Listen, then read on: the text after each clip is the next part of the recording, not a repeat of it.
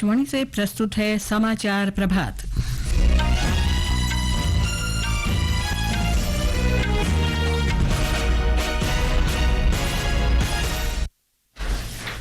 प्रधानमंत्री नरेंद्र मोदी आज जम्मू कश्मीर में 1500 करोड़ रुपए से अधिक लागत की कई विकास परियोजनाओं का शुभारंभ करेंगे।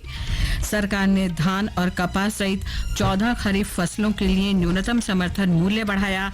वाराणसी हवाई अड्डे पर नए टर्मिनल और रनवे के विस्तार को भी स्वीकृति दी। सरकार ने परीक्षा में विश्वसनीयता सुनिश्चित करने के लिए यूजीसी नेट परीक्षा 2024 रद्द की। सीबीआई जांच के आदेश भी दिए। तमिलनाडु के कल्लाकुरिची जिले में जहरीली शराब पीने से 26 लोगों की मौत, 70 से अधिक लोग अस्पताल में भर्ती। विदेश मंत्री सुब्रमण्यम जयशंकर एक दिवसीय श्रीलंका यात्रा पर आज कोलंबो पहुंचेंगे। और आईसीसी पुरुष 2020 विश्व कप क्रिकेट में भारत आज शाम बारबाडोस के ब्रिजटाउन में सुपर 8 मुकाबले में अफगानिस्तान से खेलेगा।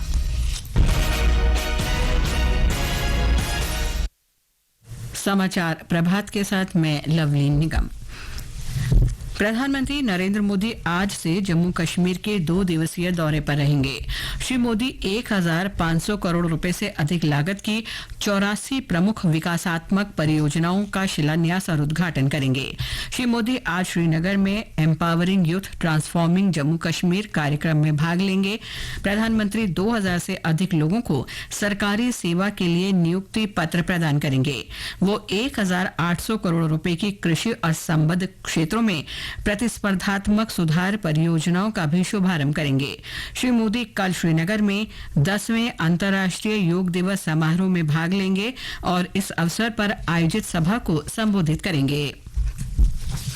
केंद्र सरकार ने 14 फसलों के लिए न्यूनतम समर्थन मूल्य बढ़ाने, महाराष्ट्र का वधावन बंदरगाह और गुजरात तथा तमिलनाडु में समुद्र तट के पास पहला पवन टर्मिनल विकसित करने का निर्णय लिया है। सरकार ने वाराणसी हवाई अड्डे के विकास और राष्ट्रीय फॉरेंसिक बुनियादी ढांचा संवर्धन योजना को भी स्वीकृति दी है। सूचना और प्रसारण मंत्री अश्विनी वैष्णव ने बताया कि सरकार ने कैबिनेट बैठक में 5 बड़े फैसले लिए हैं। उन्होंने बताया कि कैबिनेट ने 14 फसलों पर विपणन सत्र 2024-25 के लिए खरीफ फसलों के न्यूनतम समर्थन मूल्य एमएसपी को स्वीकृति दी है। धान, कपास, बाजरा, दलहन, तिलहन के लिए न्यूनतम समर्थन मूल्य में उल्लेखनीय वृद्धि से किसानों को लाभ होगा। उन्होंने बताया कि सरकार देश भर में 2 लाख गोदाम बनाने पर भी काम कर रही है। किसानों के पास करीब 2 लाख करोड़ रुपए एमएसपी के एवज में जाएंगे किसानों के खातों में। This is 35,000 crore rupees more than the previous season. 2 lakh crore rupees will be the total financial implication of the MSP, and this is going to be a very significant improvement in farmers' income. Shri Vaishnav ने बताया कि केंद्रीय मंत्रिमंडल ने 2,869 करोड़ रुपए की लागत से वाराणसी के लाल बहादुर शास्त्री अंतर्राष्ट्रीय हवाई अड्डे के विकास को स्वीकृति दी है। एक अन्य निर्णय की जानकारी देते हुए श्री वैष्णव ने कहा कि कैबिनेट ने राष्ट्रीय फॉरेंसिक बुनियादी ढांचा संवर्धन योजना को स्वीकृति दे दी है। उन्होंने कहा कि सरकार देश में नवीकरणीय ऊर्जा क्षमता बढ़ाने के लिए लगातार काम कर रही है और इस दिशा में सरकार ने पहले तटीय पवन टर्मिनल विकसित करने का फैसला लिया है। उन्होंने कहा कि गुजरात और तमिलनाडु में 500 मेगावाट क्षमता की 2 परियोजनाएं आरंभ की जाएंगी। श्री वैष्णव ने बताया कि केंद्र सरकार ने महाराष्ट्र के वधावन में सभी मौसम के लिए उपयुक्त नया बंदरगाह विकसित करने का निर्णय लिया है। आगामी समय में इकोनॉमिक एक्टिविटी, इकोनॉमिक ग्रोथ के लिए बहुत बड़ा माइलस्टोन है। इसमें 9 कंटेनर टर्मिनल्स रहेंगे, 4 मल्टीपर्पज बर्थ रहेंगी, 4 लिक्विड कार्गो बर्थ रहेगी, यानी पेट्रोलियम इंपोर्ट हो गए, ऑयल इंपोर्ट हो गया, इन सब के लिए। It will be constructed by the joint venture of Jawaharlal Nehru port authority and Maharashtra maritime board. इसका कंप्लीट कंस्ट्रक्शन 2 फेजेज में होगा। फेज 1 जो 2029 तक कंप्लीट होने का प्लान है। प्रधानमंत्री नरेंद्र मोदी ने केंद्रीय मंत्रिमंडल के फैसलों की सराहना की है। सोशल मीडिया पोस्ट में उन्होंने कहा कि सरकार किसानों के कल्याण के लिए लगातार कदम उठा रही है। श्री मोदी ने कहा कि सरकार देश भर में संपर्क सुविधा बढ़ाने के लिए प्रतिबद्ध है। गृह मंत्री अमित शाह ने केंद्रीय मंत्रिमंडल के फैसलों की सराहना करते हुए कहा है कि प्रधानमंत्री नरेंद्र मोदी के नेतृत्व में एनडीए सरकार किसानों के कल्याण के लिए प्रतिबद्ध है। महाराष्ट्र में वधावन बंदरगाह परियोजना को बड़ा परिवर्तनकारी बताते हुए उन्होंने कहा कि इससे देश की समुद्री क्षमता का पूर्ण लाभ उठाया जा सकेगा। ये समाचार आकाशवाणी से प्रसारित किए जा रहे हैं। नए आपराधिक कानून यानी भारतीय न्याय संहिता 2023, भारतीय नागरिक सुरक्षा संहिता 2023 और भारतीय साक्ष्य अधिनियम 2023 1 जुलाई 2024 से लागू हो रहे हैं। नए कानूनों के बारे में जानने के लिए एनसीआरबी संकलन of criminal laws mobile app को आप प्ले स्टोर या ऐप स्टोर से डाउनलोड कर सकते हैं। ये ऐप एक व्यापक गाइड के रूप में कार्य करता है जो एक ही स्थान पर नए आपराधिक कानूनों के बारे में पूरी जानकारी प्रदान करता है। समाचार प्रभात में आपका फिर स्वागत है। सरकार ने जून 2024 यूजीसी नेट परीक्षा रद्द कर दी है। ये परीक्षा बाद में नए सिरे से आयोजित की जाएगी, जिसकी जानकारी अलग से दी जाएगी। भारतीय साइबर अपराध समन्वय केंद्र द्वारा दी गई जानकारी के बाद यूजीसी नेट परीक्षा रद्द की गई है, क्योंकि परीक्षा की विश्वसनीयता से समझौता नहीं हो सकता। ये मामला गहन जांच के लिए केंद्रीय जांच ब्यूरो को सौंपा जा रहा है। राष्ट्रीय परीक्षा एजेंसी ने 18 जून को देश के विभिन्न शहरों में 2 पालियों में यूजीसी नेट परीक्षा आयोजित की थी। गृह मंत्रालय के भारतीय साइबर अपराध समन्वय केंद्र की राष्ट्रीय साइबर अपराध विश्लेषण इकाई को कल परीक्षा में गड़बड़ी की कुछ जानकारी मिली थी, जिसके बाद इसे रद्द कर दिया गया।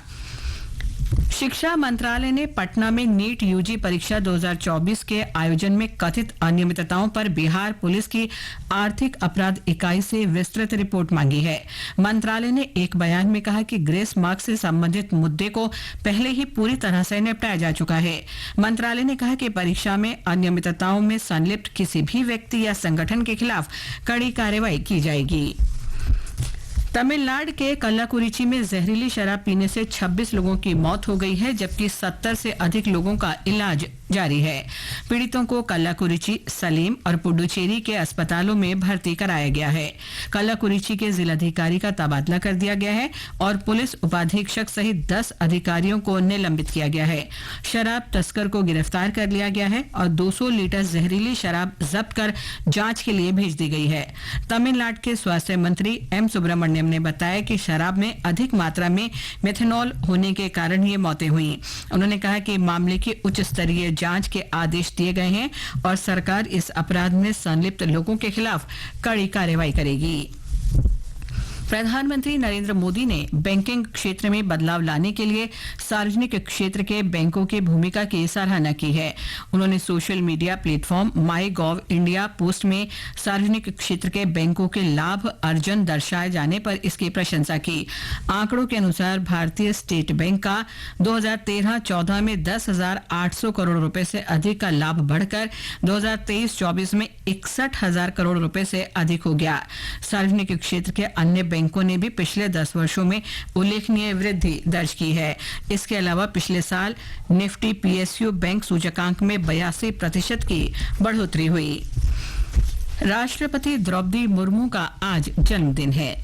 इस अवसर पर आकाशवाणी पूर्व केंद्रीय मंत्री स्मृति ईरानी के साथ उनकी विशेष भेंट वार्ता का प्रसारण करेगा। इसका प्रसारण आकाशवाणी के गोल्ड और सभी राष्ट्रीय नेटवर्क पर सुबह 8:45 पर किया जाएगा। ये भेंट वार्ता आकाशवाणी के यूट्यूब चैनल और अन्य मीडिया चैनल पर भी सुनी जा सकती है। सर्वोच्च न्यायालय 29 जुलाई से 3 अगस्त तक तेलंगाना में विशेष लोक अदालत का आयोजन करेगा। तेलंगाना राज्य कानूनी प्राधिकरण ने बताया कि न्यायालय ने तेलंगाना से 295 मामलों की पहचान की है और संबंधित पक्षों को नोटिस जारी किए गए हैं। प्राधिकरण के सदस्य सचिव CH पंचखार ने कहा कि कुछ पक्ष लोक अदालत में अपने मामले सुलझाने पर सहमत हो गए हैं। विदेश मंत्री एस जयशंकर आज श्रीलंका के सरकारी यात्रा पर कोलंबो पहुंचेंगे। इस दौरान डॉक्टर जयशंकर द्विपक्षीय साझेदारी के व्यापक मुद्दों पर श्रीलंका के शीर्ष नेतृत्व के साथ बैठक करेंगे। हमारे संवाददाता ने बताया कि प्रधानमंत्री नरेंद्र मोदी के नेतृत्व में नई सरकार के गठन के बाद ये विदेश मंत्री की पहली यात्रा होगी। विदेश मंत्री डॉक्टर एस जयशंकर की आज की श्रीलंका यात्रा भारत की नेबरहुड फर्स्ट नीति को और मजबूती देती लग रही है, जहां भारत श्रीलंका के कई क्षेत्रों में अपनी प्रतिबद्धताओं को जारी रखना चाहता है। डॉक्टर जयशंकर श्रीलंका के राष्ट्रपति रानिल विक्रमसिंह और प्रधानमंत्री दिनेश गुणवर्धना के साथ बैठक करेंगे। विदेश मंत्री की यात्रा से कनेक्टिविटी परियोजनाओं और विभिन्न क्षेत्रों में अन्य पारस्परिक रूप से लाभकारी सहयोग को गति मिलने की संभावना लग रही है। आकाशवाणी समाचार के लिए कोलंबो से मैं अहमद मोइन फारूकी। मुंबई में 18वां मुंबई अंतर्राष्ट्रीय फिल्म महोत्सव चल रहा है। MIFF 15 जून को शुरू हुआ और 21 जून को समाप्त होगा। ब्यौरा हमारे संवाददाता से। 18वें मुंबई अंतर्राष्ट्रीय फिल्म महोत्सव में आज not selected, the silent curse, Shera, colonel Kalsi, where time stand still, in and out, the sea and the 7 villages और द लास्ट मील समेत कई प्रशंसित फिल्में दिखाई जाएंगी। सत्यजीत रे की पीको भी क्यूरेटेड क्लासिक्स श्रेणी के तहत प्रदर्शित की जाएगी। सुबह के सत्र में एडिटिंग, शेपिंग कैरेक्टर्स पर एक मास्टर क्लास का आयोजन किया गया है। आज script to screen challenges and triumphs of international co production विषय पर एक पैनल चर्चा भी आयोजित की गई है। प्रार्थना, आकाशवाणी समाचार, मुंबई। ICC T20 क्रिकेट विश्व कप के सुपर 8 ग्रुप टी के मुकाबले में वेस्टइंडीज ने इंग्लैंड को 181 रन का लक्ष्य दिया है। ताजा समाचार मिलने तक इंग्लैंड ने 3 ओवर में बिना किसी नुकसान के 23 रन बना लिए हैं। इससे पहले मुकाबले में दक्षिण अफ्रीका ने अमेरिका को 18 रन से हराया। आज ग्रुप 1 में भारत का मुकाबला अफगानिस्तान से होगा। ये मैच भारतीय समयानुसार रात 8 बजे से शुरू होगा। मौसम विभाग ने अगले 4 दिन के दौरान पूर्वोत्तर क्षेत्र में हल्की से मध्यम बारिश की संभावना व्यक्त की है। ब्यौरा हमारे संवाददाता से। मौसम विभाग ने कहा है कि अगले 4 दिनों के दौरान अरुणाचल प्रदेश, असम, मेघालय, नागालैंड, मणिपुर, मिजोरम, त्रिपुरा और उप हिमालय पश्चिम बंगाल में हल्की से मध्यम बारिश होने की संभावना है। अगले 5 दिनों के दौरान गंगेय पश्चिम बंगाल, बिहार, झारखंड और उड़ीसा में भी यही स्थिति रहने की उम्मीद है। विभाग ने अगले 5 दिनों के दौरान उप हिमालय पश्चिम बंगाल, सिक्किम, असम, मेघालय, अरुणाचल प्रदेश, नागालैंड, मणिपुर, मिजोरम और त्रिपुरा में भी भारी बारिश होने की भविष्यवाणी की है। झारखंड में आज और कल और बिहार में 23 जून तक भारी बारिश होने की संभावना है। वहीं पूर्वी उत्तर प्रदेश के कुछ हिस्सों में आज और पश्चिम उत्तर प्रदेश के हिस्सों में रविवार तक भीषण गर्मी होने की संभावना है। 23 जून तक हरियाणा, चंडीगढ़ और दिल्ली के अलग अलग हिस्सों में भी भीषण गर्मी पड़ने की उम्मीद है। पंजाब, हरियाणा, चंडीगढ़, दिल्ली और उत्तर प्रदेश के कुछ हिस्सों में आज रात अधिक गर्मी होने की भी संभावना है। रईसुद्दीन रिहान, आकाशवाणी समाचार, दिल्ली। ये समाचार हमारी वेबसाइट newsonair.gov.in/हिंदी पर भी उपलब्ध हैं। और अब आज के समाचार पत्रों की सुर्खियों के साथ हैं दिव्या तोमर। शिक्षा मंत्रालय द्वारा यूजीसी नेट परीक्षा को रद्द किए जाने की खबरें सभी अखबारों में हैं। दैनिक भास्कर के अनुसार मंत्रालय ने कहा, ऑफलाइन परीक्षा पर साइबर खतरा, जांच सीबीआई को। पत्र आगे लिखता है, नेट रद्द, अब नीट की बारी। राजस्थान पत्रिका ने प्रधानमंत्री के कल नालंदा विश्वविद्यालय के नए परिसर के उद्घाटन को सचित्र देते हुए उनके इन शब्दों को पहली खबर बनाया, किताबें भले जल जाएं, ज्ञान को नहीं मिटा सकती आग। पूरे उत्तर भारत में भीषण गर्मी को राष्ट्रीय सहारा ने पहली खबर बनाते हुए कहा कि टूटता कहर लोगों की जान पर पड़ रहा भारी। हिंदुस्तान कहता है, दिल्ली से सऊदी तक त्राही त्राही। अमर उजाला की खबर है, देश के अधिकांश हिस्सों में एसी की रिकॉर्ड बिक्री, 3 महीने में ही घरेलू एसी उद्योग में करीब 50% वृद्धि।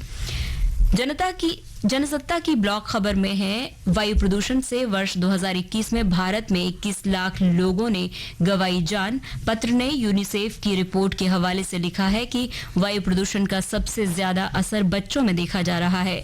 इंडिया पोस्ट पेमेंट बैंक ने शुरू की विदेशों से धन प्रेषण सेवा। और अंत में मुख्य समाचार एक बार फिर। प्रधानमंत्री नरेंद्र मोदी आज जम्मू कश्मीर में 1,500 करोड़ रुपए से अधिक लागत की कई विकास परियोजनाओं का शुभारंभ करेंगे। सरकार ने धान और कपास सहित 14 खरीफ फसलों के लिए न्यूनतम समर्थन मूल्य बढ़ाया। वाराणसी हवाई अड्डे पर नए टर्मिनल और रनवे के विस्तार को भी स्वीकृति दी। सरकार ने परीक्षा में विश्वसनीयता सुनिश्चित करने के लिए यूजीसी नेट परीक्षा 2024 रद्द की। सीबीआई जांच के आदेश भी दिए।